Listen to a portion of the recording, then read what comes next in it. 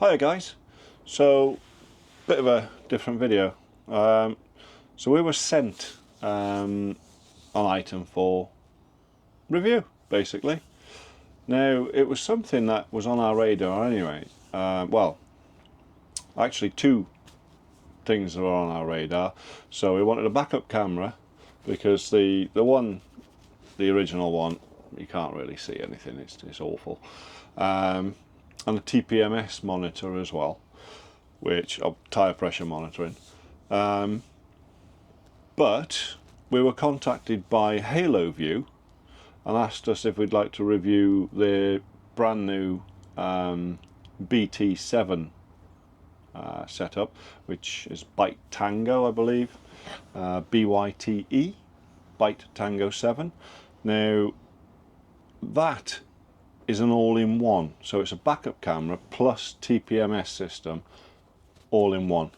I also believe that there has been a major update as well for it. So as where before you had to go into a different screen to get your tyre pressure monitoring to the camera, now it's integrated all in together, so you can see it in real time on the actual backup camera screen. So let's get on with it. Camera on the screen, we'll have a look at that in a sec. And then I believe we did get extra TPMS valves. So the valves that you get for the tyres, for the valve stems, they normally come with a kit of 4, I believe.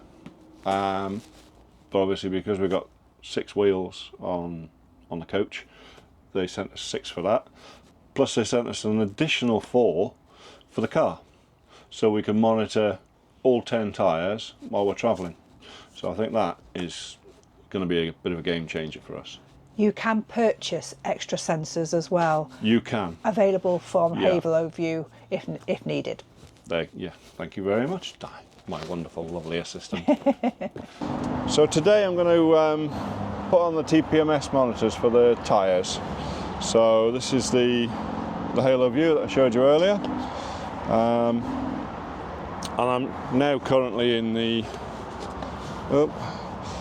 so we're currently in the screen for the TPMS setup, so we'll go through it now. So basically you take out the battery from the pack, because they supply it all separate, they don't put them in, because when you put the battery in it starts to want to send signals, I believe. So all you do with that is you just unscrew the cap off the top, like so, grab your battery, pop it in, like so, and then we do, so auto learn, click on the auto learn, it says waiting, grab your valve stem cap, which is your sensor, start screwing it on. There we go, so it's registered, auto learn, and now it's getting its values. So later on we'll go in and we'll set sort of maximum minimum values, so it'll alarm on those. At the moment, because this is powered obviously from within the bus, I've got a battery pack, and I'm just plugging it in so I can walk around with it rather than have to keep running back in and out all the time. Oops, I nearly fell over there. Yeah. So yeah, so just to save me coming out, going in and out, I brought this out, a lot easier that way. So yeah, we'll just go around them all and program them all. Just got myself a knee pad. My stone's done half hurt. So they actually give me 9 batteries for 6 sensors, so I mean that's not bad at all, you can't complain at that. And they're the CR1632 if you need spares at any time. So far it's quite a simple setup process. Inner tyre, auto learn, waiting.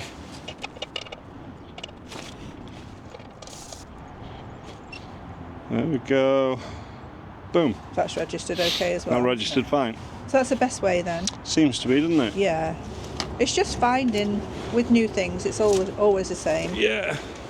And did you say you have locks on these? Say people. Yeah, there are lock nuts. Say people. Yeah, so there are stealing lock them? nuts that I can put on as well onto the stem. So I might go around and do that later on. Okay. I just wanted to get them all set All up and set up. registered first. Yeah. But yeah, they're like an anti-lock, anti-theft lock nut That's a very that good you can idea. put on. Yeah. Here's the cover. That. Tap twice. TPMS. Takes you into the system.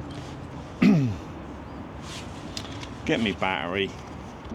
Pop the battery in. Click auto learn. Waiting. Couple of seconds. Boom. There we go. So because I switched it off and back on again, all these other ones, they haven't got their signal through yet by the look of it. So we'll have a look at that and see. Oh, there we go. It's registered that one. Oh Registered yeah. that one. I'm not showing it, Scott. Sorry. That's alright. Just takes a little while for them to register. It's like our other TPMS. That Yeah. took a while, didn't it? Yeah, that could take a couple of minutes, couldn't yeah. it, that one? Yeah. Well, they're coming Yeah, through now, there's the aren't two they? inner ones that haven't registered yet, but they should come through.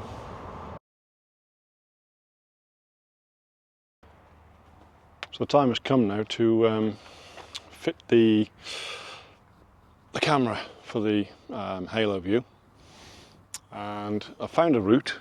I have the existing camera, which I've obviously taken off its mount. I'm going to drill a little hole through the actual plate, the camera plate there, to bring the cables through. So I've managed to fish that cable down through this compartment. That's the cable there. It came down through foam spray, I guess that is, and then down underneath the bus, and then into the battery bay. So it just comes through there, obviously connect it up into there. I'll need to get a fuse, inline fuse for that, and then we can mount the camera just underneath the existing.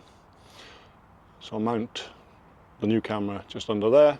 The cable hopefully will be just popping out just by where that camera lens is. So yeah, been a little bit of a learning curve trying to figure out a route, but it's quite simple when you know how. Just doing a temporary connection here at the moment, so I'll connect it to the batteries temporarily, feed through to the camera, and then we'll see if we can get a picture on the monitor. So guys, I'm now back in the cockpit, and we're just going to have a look now. We're going to boot up the Haloview, the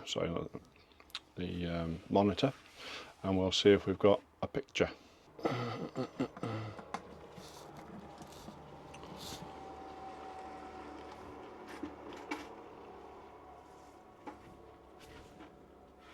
Excellent, we have a picture, and so far, just looking at that, the picture quality looks fantastic.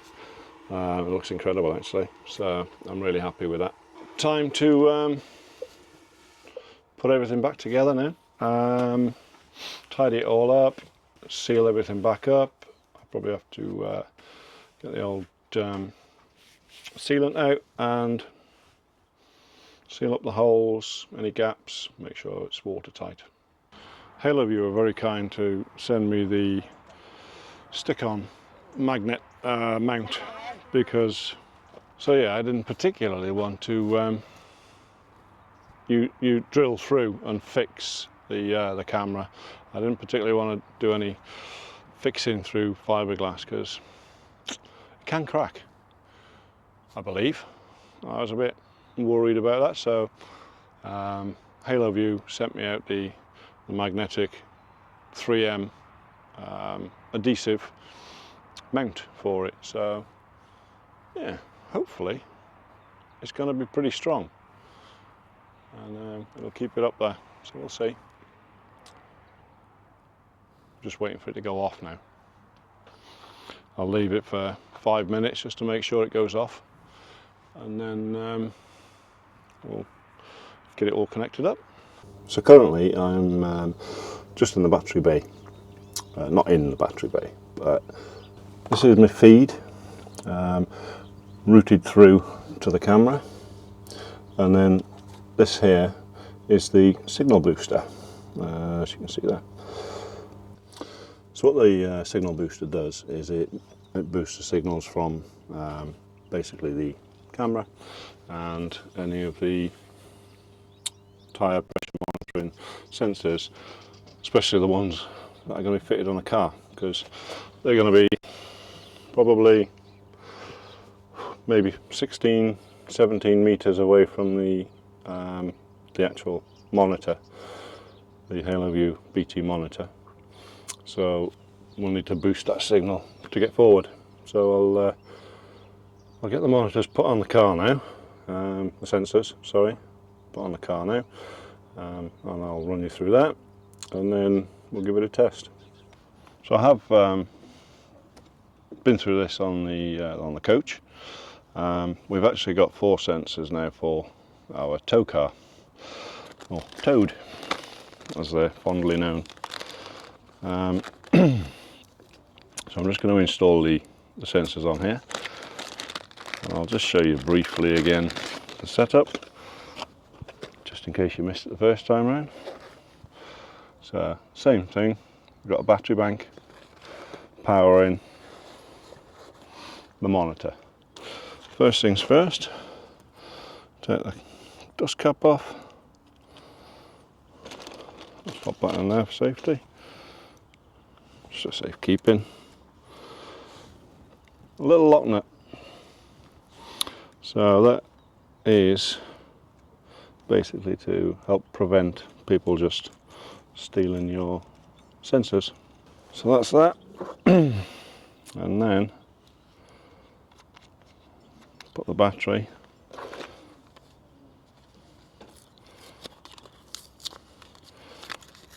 into the sensor, positive side down, and then we need to go into the tyre monitoring. So I've done the update on this as well, so it actually displays your vehicle tyres up there on the picture. So that is a great update. If you haven't done it, go and do it. So just click on the icon, tyre pressure status comes up. I'm doing T1, trailer 1. We then click auto learn, and then you put the sensor on, and then it should register it. So click auto learn, waiting, pop that on.